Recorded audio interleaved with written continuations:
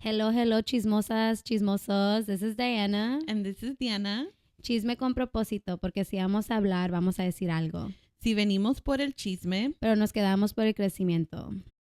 porque hablar se nos da. Pero reflexionar también. Because if we're gonna talk, we're gonna say something. Hello, everyone. Welcome to Chisme con Propósito. Buenos días, buenas tardes. Thank you so much for listening. I can't believe we are now on episode 4. I feel like it puts into perspective lo rápido que está pasando el tiempo, because how are we already in March? Like, what the fuck? Yeah, I cannot believe it. I feel like time is flying by. It felt like just yesterday we were recording like our first episode, or not even that, like recording our first, having like our first planning meeting right in January and setting up for what was going to be like this podcast. And look at us now on our 4th episode.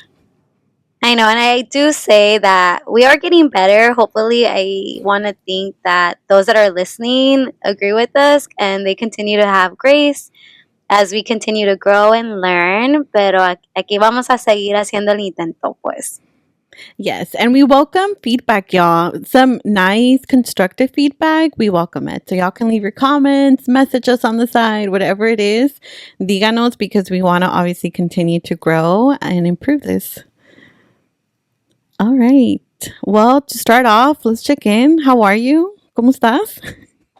I am trying my best to survive. I feel like it's been just a lot of like ups and downs, but I think that is really what life is about. I think there's constantly like shit that just comes up and learning to live with the punches. But I think overall, I had therapy today, which I think love that that. always helps me a lot, because I think that a lot of times you never really realize like what you're going through until someone just asks like, "How are you?" And then you're like, Yes. I think I'm okay. And then shit just comes out and you're like, "Oh, I thought I was over this. Why am I still dealing with this?"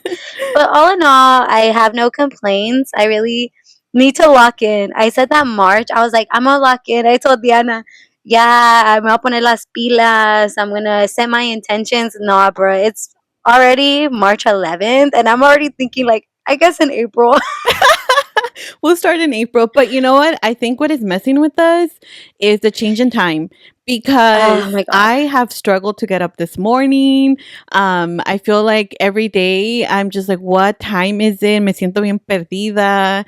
And I mean, we're both early birds, right? We like to get up early, go early to our classes. Obviously, some of us go into the office as well. But this has been a heavy week. And then on top of that, we're in Mercury retrograde.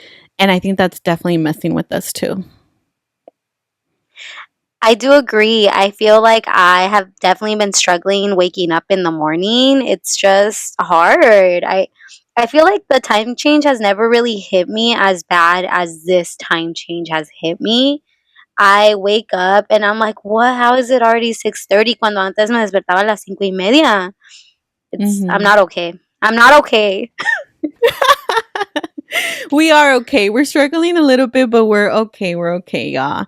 And the Mercury retrograde, this is the last week. So hopefully after this week, we will feel better, because this period has definitely been just impacting different areas, you know? So I will say that therapy has been helpful. I agree. I had my session yesterday. I feel like we haven't debriefed how our sessions went, so I'll have to do that soon. Yes. But it is very eye-opening. It's very much of like, I'm okay. And then as you're talking, you're like, oh wait, I'm not okay. There's a lot of things that we're working through. But it's okay. There's gonna be ups and downs. And honestly, what I will say, that as difficult as things get, I would rather much be dealing with these things now, right? That we're in our 30s, we're single, we don't have kids, we don't have like, we always say, no tengo ni perro que me ladre.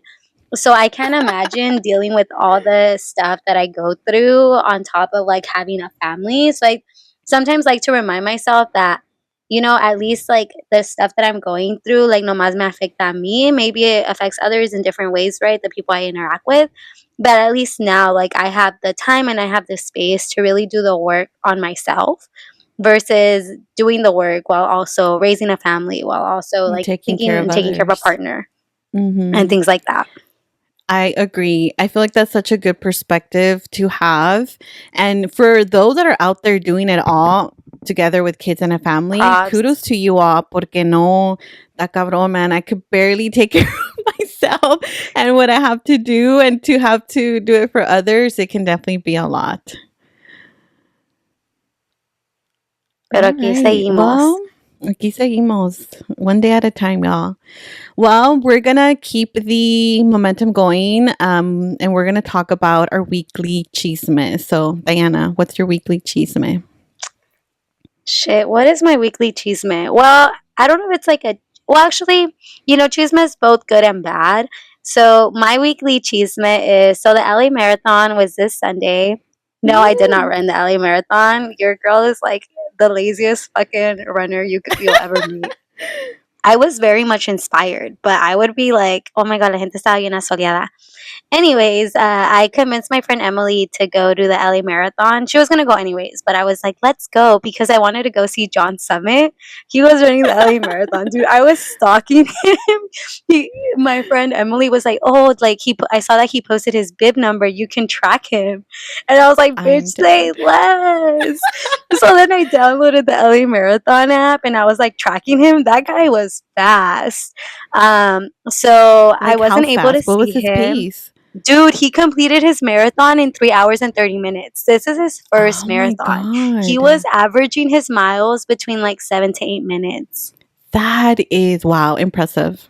Mm-hmm. I Your girl's over here I like was already impressed with him. 12:20. No, dude, yeah, like he was fast.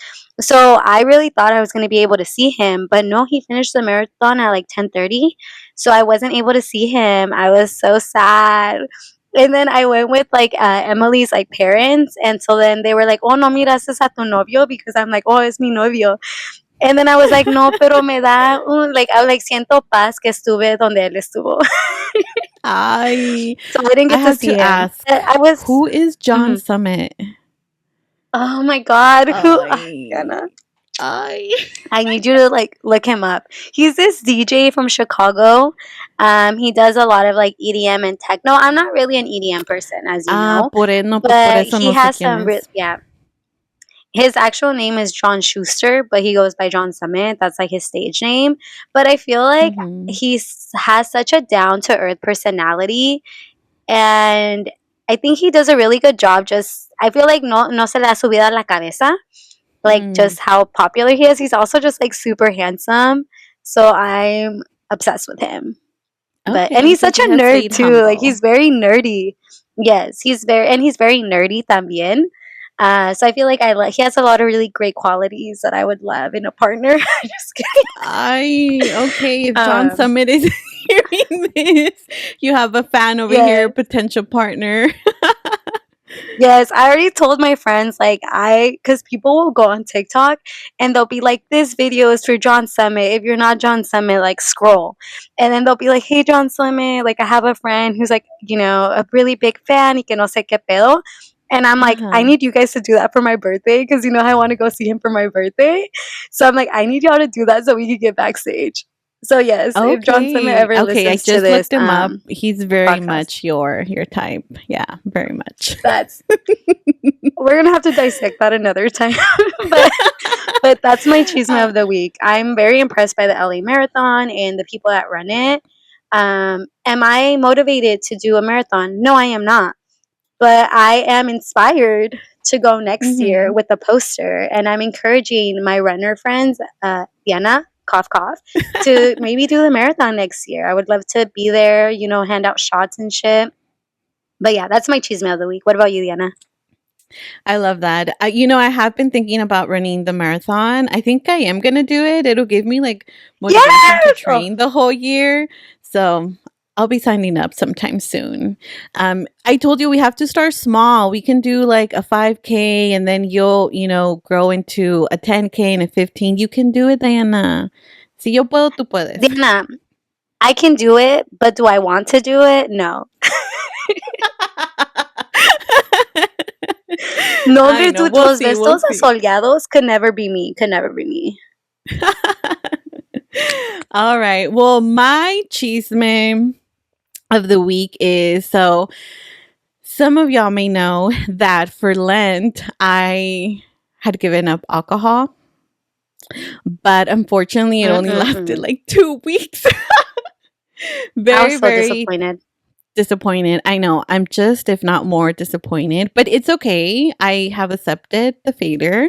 I looked up. I'm not even joking. Like I looked up. Like, what does it mean to break Lent? Like the Lent promise, and you just have to accept. You have to ask for forgiveness, prayer, recommit. So I'm gonna recommit. It's gonna be okay. It happens to the best of us. Wait, so have you never broken Lent before? Like this was your first time breaking Lent? It was because in other years I had given up like hot Cheetos because I mean I loved hot Cheetos. I mean I still do, but I don't eat them as much, and I didn't break it. Like I gave up chips or hot Cheetos, and I hadn't broken it. Yeah, yeah. So this was one of the Damn. first. I know. I just like to say that it's the state of mind that I'm in right now. It just led to me breaking it, but it's okay. I'm recommitting. You know what? When I broke it once, my friend was like, "Pídele el día prestado a Dios." And so I feel like that has always stuck with me where I'm like, se lo pedí Mm-hmm. prestado a Dios, no pasa nada. But I am impressed that you usually don't break Lent. I never fully commit to Lent. I always say, like, I'm going to Mm-hmm. try Mm-hmm. to, not eat out. But then I'll eat out and I'm like, pues ni modo. I did Pues my ni best. modo, I it do try not to happened. eat meat on Fridays. So I try to do that at least. Yes, I feel like I've been doing that. I've been trying to, you know. No one's perfect. We're trying out here. We're human. That's why. All right. Well, Give each that's other our grace. weekly. Yeah, exactly. Give each other grace. We're going through a lot, y'all. There's a lot happening in the world, within our lives, within work, everything. So give yourself grace and each other grace. Bueno, pues, well, today's episode, we thought what would be more perfect than to talk about the women, the mujeres in our lives, especially since Sunday was International Women's Day, right? And then this whole month is Women's History Month. So we thought, why don't we honor the women in our lives within history, culture, society, and just talk about that? Yes, yes. And I think that something we also want to say is that we want to make sure that we honor women year round. But I think there's something nice about having a month that truly honors the women that have made steps, to give us some of the rights that we have now. And yes, okay, Mm-hmm. we have the rights, but do people respect them? Not always, and No. that's something that we continue to push for and continue to work for, especially like in our work.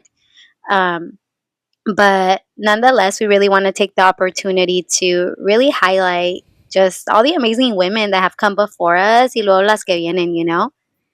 Absolutely. I feel like we're out here empowering the future generations and encouraging, right, the pursuit of not only like equality, but I think just gender equity across the board. So we thought we would actually drop some knowledge out here and talk a little bit about just the history of like women's rights. So we'll talk a little bit about that and then dive into just talking about the women in our lives. But some of the Latina history in the women's right movements, one of them, you all may know them. The most influential Latina activist was Dolores Huerta. You may see her out there still at some of like the marches or a lot of like just the movements, but she co-founded the United Farm Workers alongside Cesar Chavez. She fought for better working conditions and fair wages for farm workers, many of whom, if not all, were immigrants. And if you have heard the phrase "si se puede," she was actually the one that helped make this phrase very popular, and up to now, it's very well known. Another one too that I actually just forgot to mention was that in 1920, that is when women were granted the right to vote. So that's a little bit over 100 years, right? Am I doing the math right? Yeah, we're 1920? in 2026. Yeah, so casi a little bit over 100 years. 100, which is insane, right? Like that just speaks to where we are at if it's only been over 100 years, right, since women were given the right to vote.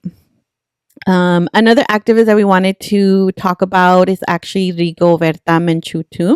She was a Guatemalan activist who advocated for the rights of indigenous people.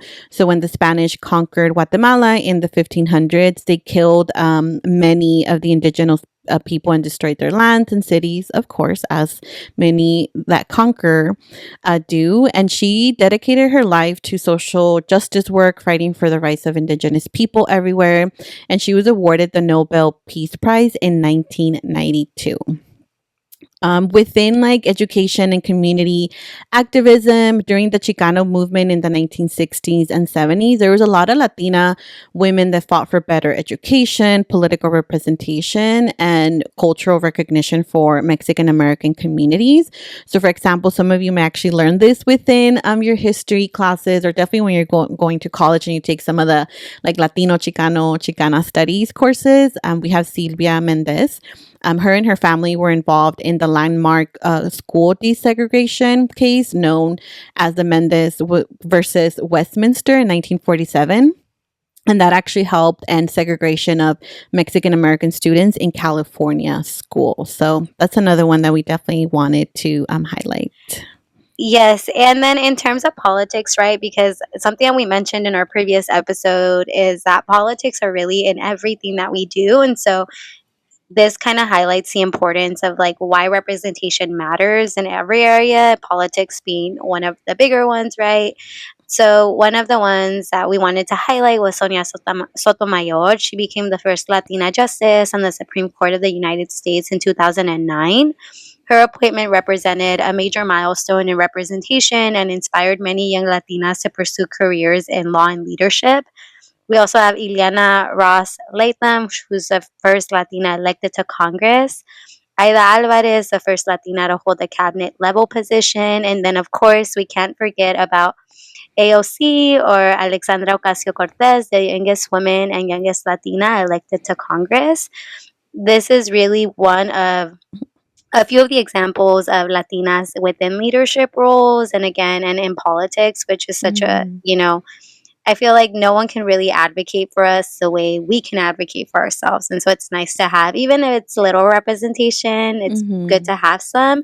And I always like to think that they're slowly building a movement where we can really get to a place where we can have more representation that truly reflects the people of, this country. We also want to highlight some art and culture icons. So we have Frida Kahlo, renowned Mexican painter known for her iconic self-portraits, Celia Cruz, a Cuban singer and queen of salsa who popularized the genre in the U.S. Of course, we can't forget about our Selena Quintanilla, queen of the Tejano music and first female Tejano artist to win a Grammy. Gabriela Mistral, the first Latina American author to win the Nobel Prize in Literature. And then Rita Moreno is a famous Hispanic woman in the arts. She is Puerto Rican. Her breakout role in 1961 movie musical West Side Story made her the first Latina ever to earn an Oscar. Throughout Rita's career, she has focused on representing Hispanic people positively. So again, I think, as we continue to talk about like women, in politics, I think another area that I feel like is now barely getting explored is representation in media. I think a lot Mm-hmm. of times, a lot of women and a lot of Latina women are kind of placed into this stereotype of like, I don't even know, like, what are some stereotypes that they always put us in, Diana, As females? as females and as, Latinas? Well, let's see. They always think that we're loud, Yes. que somos enojonas. Mm-hmm. I would say that. I feel like there's also a lot of like beauty standards attached, right, to Latina women, that they have to look a certain way, that they're very curvy and, I feel like I'm sexualizing the body, right, of Latina women for sure.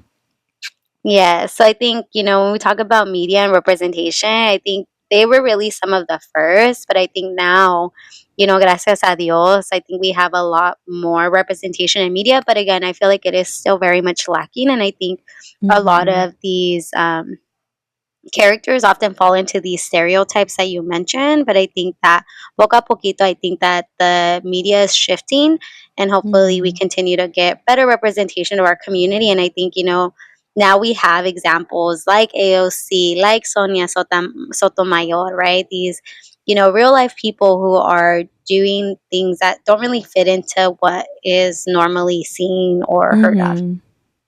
Absolutely. And I love that because I think now we have little girls that are looking right at these figures out in the public, speaking out, using their voice, right? Because often I feel like as women, especially within Latino household, it was always very much about quédate calladita, no digas nada, no sabes. And here we can now see these women, right, holding space, using their voice to advocate for our rights that serve all of us, right? Not obviously women, but beyond women as well. And these are just a few, right, of the women that we wanted to highlight within like these sectors, but obviously there's way more out there. So we do encourage you that this month you look up some of these women, right, if you haven't heard of them before, and continue to also celebrate the women within your lives, your mom, your sisters, your neighbors, your co-workers, right? Because we are all here because of a woman. They're the ones that created us, y'all. You know what? Tying back to my chisme, there was actually a sign that I saw that said that like everyone who was running the marathon came from Mm-hmm. a woman. Yes, So it I was like, saw it. and I'm like, yes. Yes. So, as you, I guess one question that I have for you is who is the first woman, right, or mujer that comes to your mind when you think about the women that have shaped your life? I would definitely say my mom. I feel like my mom has played a big role in just shaping the kind of human that I am, always caring and being Mhm. empathetic. I saw a lot of like her struggles growing up, and also she would share a lot of her struggles. Mhm. Growing up in Mexico, I think something she would always tell us was that my grandpa actually didn't believe that women should go to school. He was very much the like los, de aquellos tiempos where it was like a woman's job is like to get married, have kids, like mantener la casa. And so my mom always would tell us that they would actually have to do their homework a escondidas so that my grandpa Oh wouldn't my see them, god. that they actually had to work to buy like their school things, like their pencils, their notebooks, because it wasn't something that my grandpa thought Mhm. was like a good investment for them to go to school, because he was like, para que si se van a casar and stuff like that. Mhm. And so I think because of my mom's upbringing and experience, in Mexico, she was really big on making sure that we had an education. And so Mhm. I think that was something that really inspired me, because it kind of gave me like motivation to, Mhm. succeed and do better, and to really think about just all the opportunities that I have access to because of my mom's sacrifices. Mhm. She also just has been, I feel like, very instrumental in kind of reminding us. I think she always empowered us to be proud that we were like, a daughter of immigrants, that we were Mhm. Mexican. I think she never like hid our culture from us. She was very much like, we had to speak Spanish, and en la casa, like, nomás se hablaba español. And whenever we would talk Mhm. English, she's like, ¿qué dijeron? So she was very much like forcing us to always remember like where we come from. And so I think even now, as I've gotten older, I've learned to appreciate it a little bit more. And I feel very, grateful, because she has, me ha inculcado like things like, caring about others and just like being a good person. And I think also, and I think at the same time, I have learned of, okay, like, how can I be my own person Mhm. outside of like my family, outside Yes. of my mom? But I always think that like the woman that I am today is very much like shaped by the way that I was raised, and like I was raised by some amazing, mujer who just like never gave up. I But yeah, love that's that. someone for me. I love that. I think similar for me would definitely be my mom. I think that's the person that I like grew up with. I think now I go back and think we kind of grew up together, right? My mom had me really young. I mean, likewise, she immigrated here with like my dad, and I think for her education, it just wasn't a possibility because of money. Like no había dinero. But I feel like she's always been such a hard worker, has never given up, and is bien trabajadora, bien chingona. And I think that's something that I always carry with me up to now. And she has taught me a lot of like what I know. She's the one that, showed me how to drive and was giving me like lessons, right? Everything that I know from like the basics, right, of what falls within a female and just gender roles of like cleaning and making sure everything, is done like the right way, quote unquote, is because of her. I think other individuals that had also shaped my life, I would say like my sister as well. I feel like the three of us, are close. We share a lot with each other. And I think it's through that sort of like sisterhood, right, that we've grown up together and been there for each other, has really shaped the way that I am now. And then I think professionally, it's just been mentors as well, right? Within the workplace, within school, growing up. Like I had a lot of teachers even in elementary, I can go back y siempre me decían, you have to keep studying, you have to go to college, and you have to, work to support yourself and not rely on anyone, right? And not rely on any man specifically. And I feel like hearing that from my mom, but then also hearing that, from other like women throughout my life, I feel like that has always, stuck with me. And even though I didn't know how I was going to keep studying or how I was going to get to college, I knew that that's what I had to do. Yeah, I agree. I feel like it's interesting because we kind of go through these stages. And I think we've talked about this before being first gen, and how we kind of go through these stages of like our parents, and like our moms specifically have always been very encouraging of us pursuing higher ed. But then it's like my mom always says, like, pues yo nomás fui a la Universidad de la Vida, right? Because they never got the opportunity or had access to like these institutions like we've had. And so we've also had the opportunity to be exposed to other women outside of our family. And I think there sometimes is like a little clash, right? Or I don't know about like with you, but I think with me, like there was a clash between like what my mom believed and thought, based on like her little knowledge of, higher ed versus, another, mentor, right? And I feel like personally for me, like I didn't really have a lot of mentors, like not a lot of women mentors. Okay. In middle school and high school, I had a lot of like Latino men. So it's, Okay. and so like my counselor was a Latino. I had like a Latino math teacher in middle school, and something that he always told me was that, or he always told us, was he would bring in like news articles, and he would like, and it was whenever it was like a news article highlighting like a Latino, and he would always be like, there's so little of us in the news. And so Yeah. that's why he became a teacher. But again, it was a lot of men. And it wasn't Interesting. until, yeah, and it wasn't until, I mean, my senior year, I had the opportunity to be a part of a leadership program called like Latina Leaders of Kern County. And so then there, I actually got exposed to like Latinas who were, now I look at it and I'm like, oh my God, dude, they were my age. Like, who, like, what? Yeah. But they were all professionals like in, industry. And so they were kind of, it was like really my first exposure to seeing like women who looked like me in positions, like different positions. And so then that was kind of how I started to see myself. And then there was like a clash with my mom. I remember specifically there was an event where we got to bring our moms, and they were doing a presentation about, higher ed.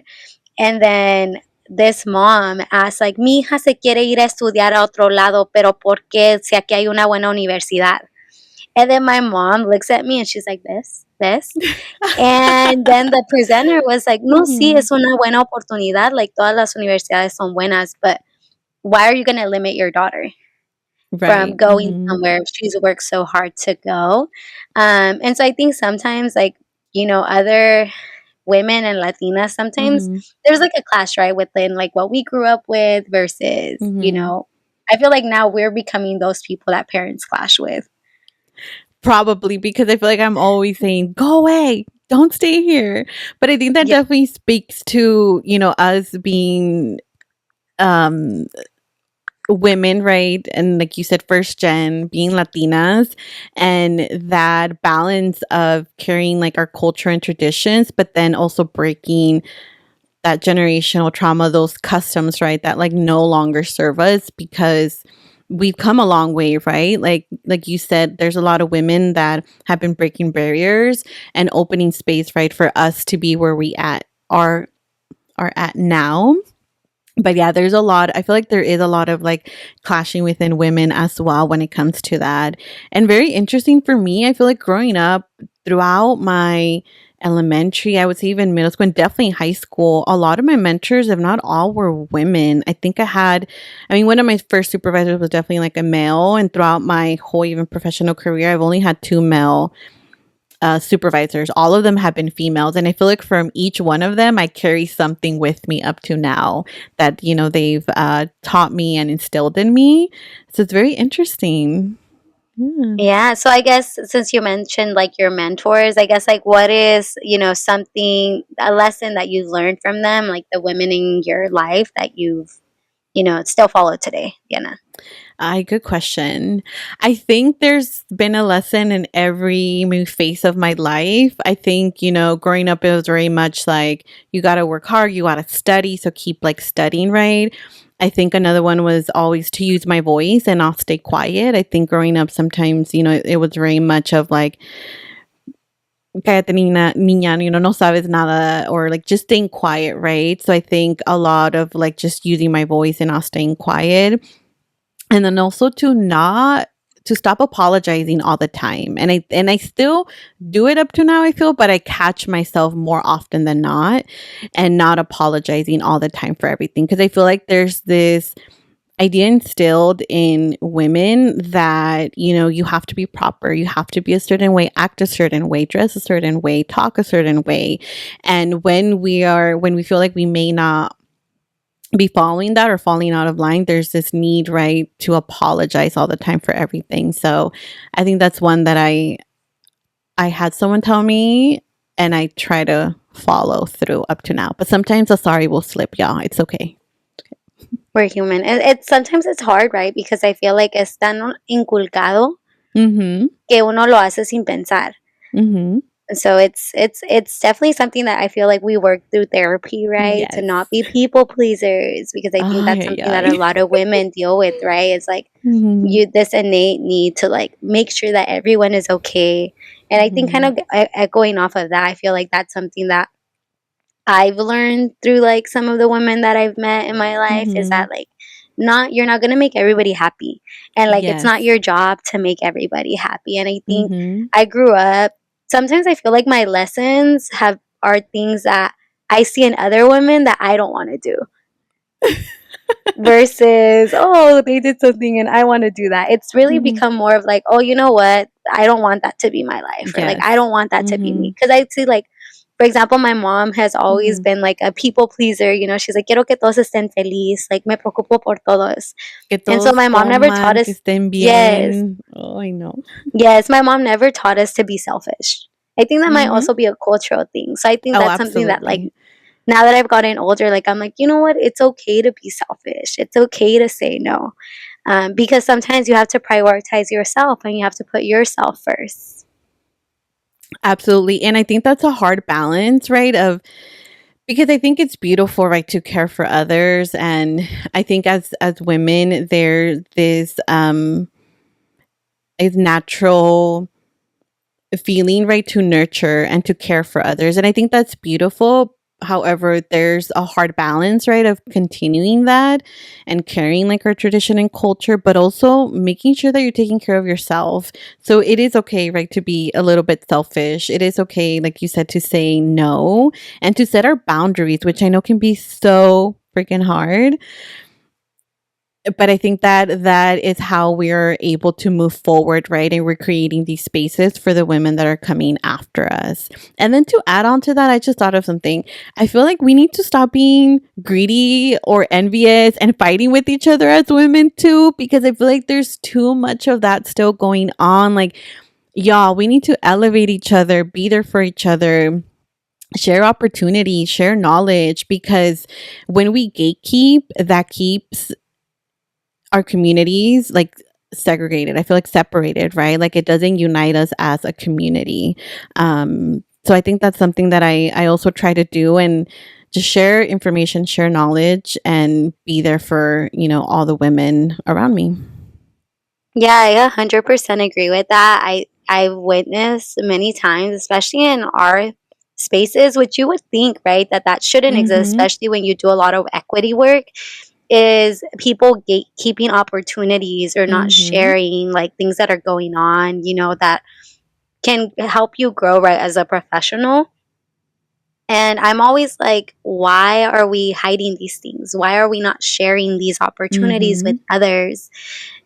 Because cuando uno, like, I feel like it very much has a ripple effect where it's like if you open up those doors for others, then that's solely going to help like whoever they mentor, and it kind of spreads.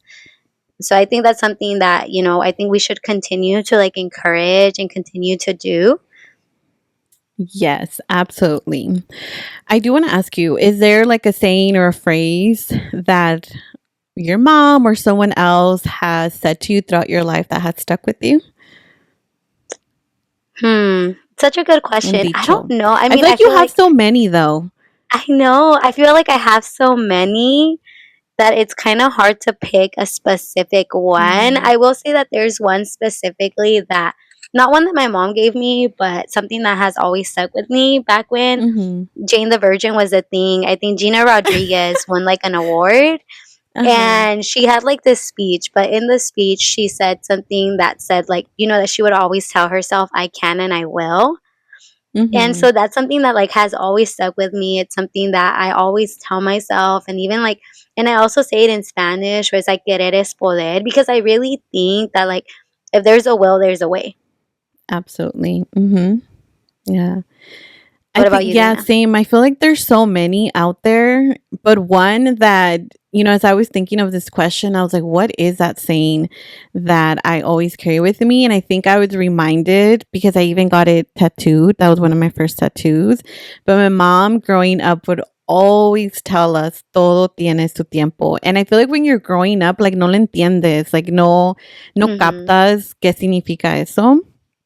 But throughout like my years, I feel like that has always stuck with me. Like, yeah, everything has its time. Everything comes at its time, and you're following like your own path as well, right? And opening doors, and while one may close, another one will open. And I think that goes even into this whole idea of competition between women, right? When you see that others have this and you don't, it's not about that. Like, you are in your own pathway, you're in your own rhythm.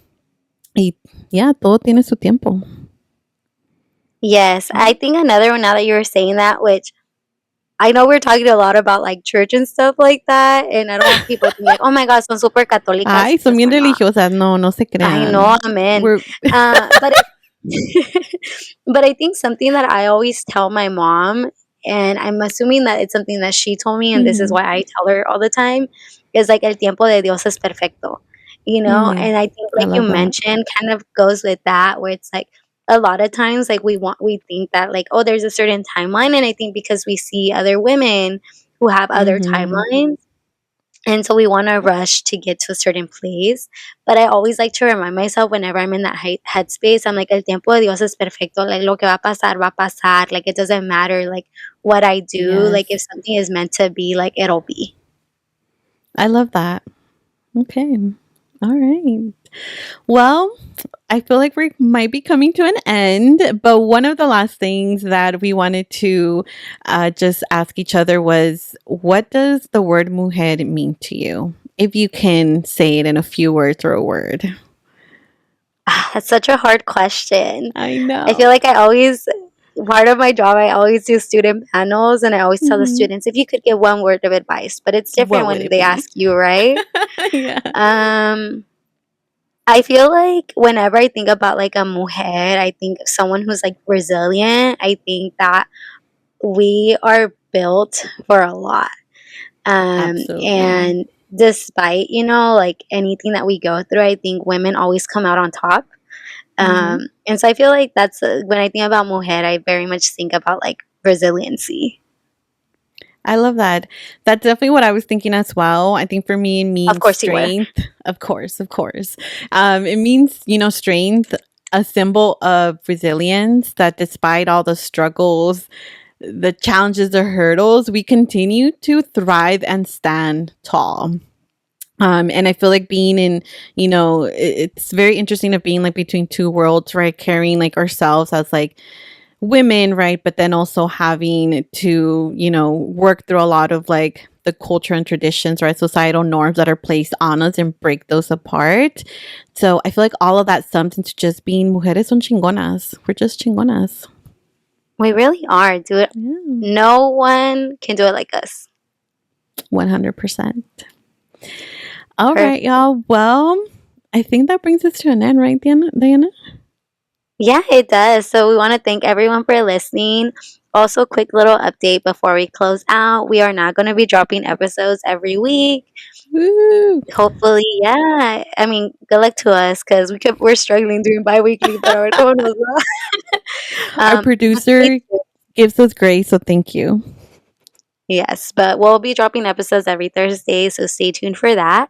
And we hope you all have a great International Women's Month. And thank you all so much for listening to Chisme con Propósito, where the tea is hot, the takes are unfiltered, and somehow we still make it make sense.